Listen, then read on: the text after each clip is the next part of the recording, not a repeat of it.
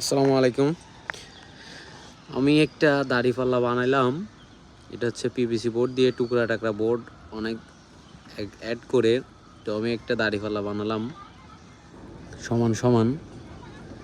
তো আমি এ ধরনের ছোটোখাটো জিনিস কখনো কিছু বানাই নাই। তো কাজের ফাঁকে চেষ্টা করলাম যে আজকে একটা দাড়িপাল্লা বানিয়ে দেখি। এটা যেহেতু আমি এখন বিভিন্ন ধরনের ভিডিও করতেছি, তো অনলাইনে এখন ভিডিও করে এগুলো ছাড়তে থাকবো। টুকটাক ছোটোখাটো জিনিস বানিয়ে বানিয়ে এখন ছাড়বো আমার কাজের পাশাপাশি।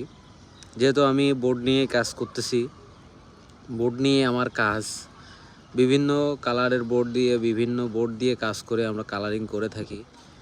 হ্যাঁ, তো এই বোর্ড দিয়ে আমরা একটা দাড়িপাল্লা বানিয়ে ফেললাম পিভিসি বোর্ড দিয়ে। বানানোর পরে ছাদের উপরে ভিডিও করতেছি।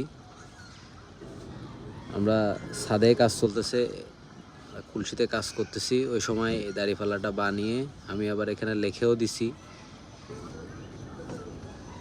তো দাড়িপাল্লাটা আসলে কেমন হয়েছে আর আপনাদেরকে দেখানোর জন্যই আমি আরও সময় দিয়ে আরও সুন্দর করে হয়তো করতে পারতাম। যতটুকু কম সময়ের মধ্যে আমি এটা করে রেডি করছি কাজের ফাঁকে।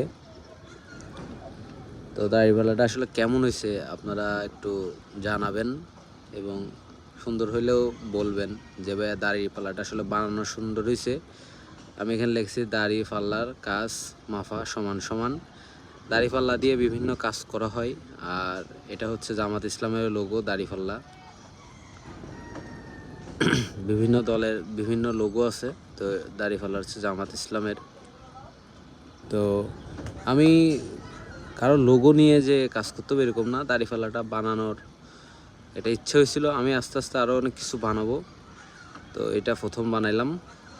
তো আপনারা দেখতে থাকবেন যে নেক্সট টাইম কি বানাবো ইনশাল্লাহ।